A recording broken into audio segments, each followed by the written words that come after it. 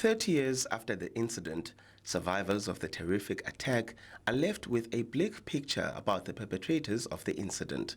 Soon after the attack in the 1990s, the victims were inundated with media reports alleging that the Azanian People's Liberation Army was responsible, allegations that were debunked by evidence presented in court, and the victims' interaction with APLA commander Lepatla Mphahlele in the early 2000s. The findings revealed that the police's failure to immediately investigate the disappearance of dockets and the perpetuation of the narrative by the media that APLA was responsible might have been intentional in order to place the blame on APLA.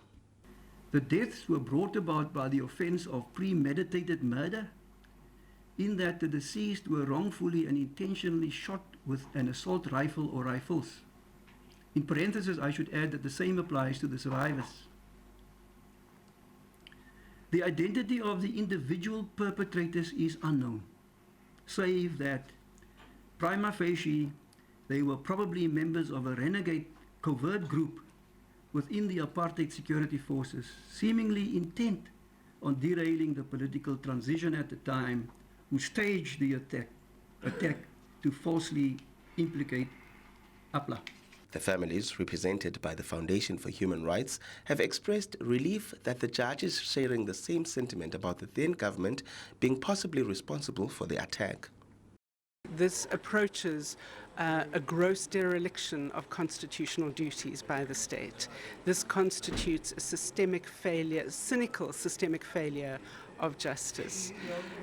That is the truth. That has been what we've been trying to establish for all of this time.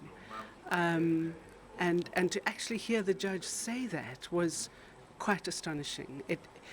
It's deeply moving.